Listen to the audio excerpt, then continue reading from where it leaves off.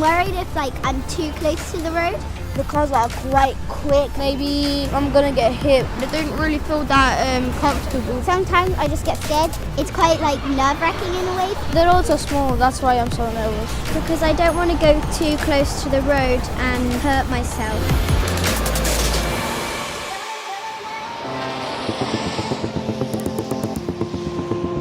I don't know about you, but I'm not a huge fan of roads like this. I love to cycle, I love to walk, but I wouldn't be very happy riding my bike along here.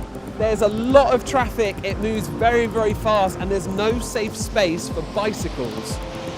I really think that everyone should be able to make safe and healthy journeys to school, to work, or on a day out. So what can we do to make our roads safer and our journeys healthier?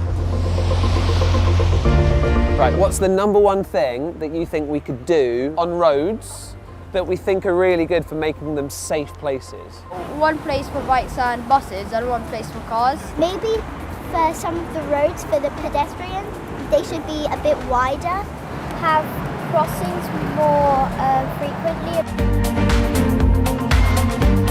There are lots of ways that the people responsible for roads are trying to improve them.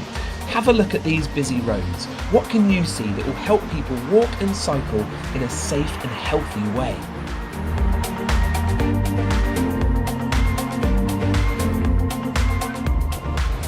But what about the cars themselves? Have you ever thought about how cars could be designed to make our journeys safer? How could new technology improve our safety, not just inside the car, but outside it too? How about a car that drives itself? You go inside, you tell it where you want to go, and a computer takes you there. Connected and autonomous vehicles and driverless cars still sound like something you'd only find in films, but maybe they're closer than you think. We're still a fair way from a world where cars don't need a driver at all, but a lot of the technology that driverless cars use is very real and is available right now to make us safer on our streets. Full driverless cars are not for sale just yet, but you can check some of them out at the Science Museum in London. Now, you may be thinking, hang on, what is Greg on about? How can a car without a human driver be safer than a car with one? Well, as we all know, when cars crash, people can get very badly hurt or even killed. Crashes often occur because people make mistakes. The brilliant thing about driverless cars is that computers can help stop those mistakes leading to a crash. Computers don't get tired, they don't get distracted, and they don't get tempted to break the speed limit.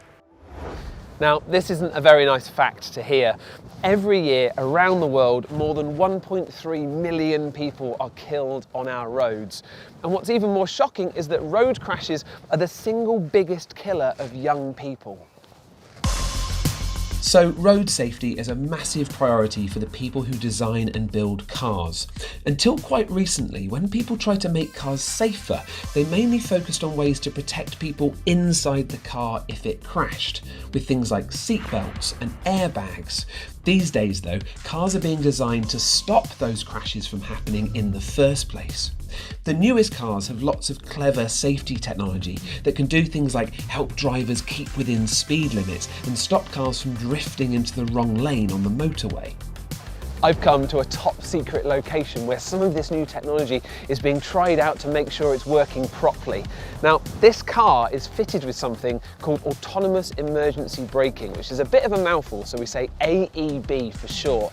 And I'm going to meet an expert who's going to let me try it out. Hey Eileen. Hi Greg. So AEB, tell me all about it. Well Greg, I've got a test set up for you, so why don't I let you have a go?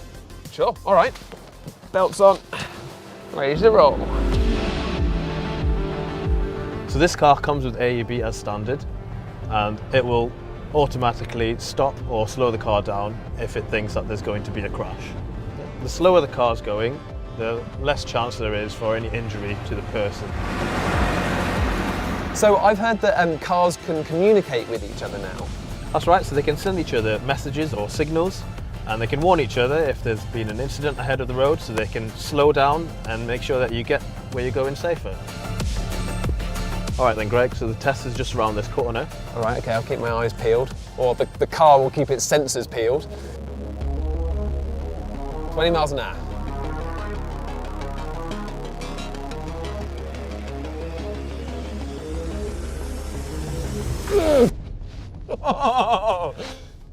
I was not expecting that. And that was the test.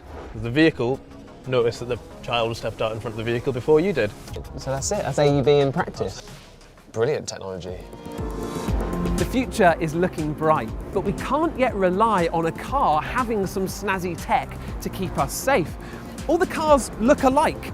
Lots of them do have AEB, that autonomous emergency braking we've already seen, but you can't tell from looking at it whether they have it or not, which is why we need protected places like this. Spaces that we can safely walk or ride our bikes away from traffic. I think the idea of a computer driving a car is much safer. Because the computer or the bot knows what to do. It would be harder for the cars to crash because they'll have sensors. And they won't be going all over the place like some drivers would. It can help them slow it down and not go through traffic lights and maybe hit someone. I think that's going to be safer.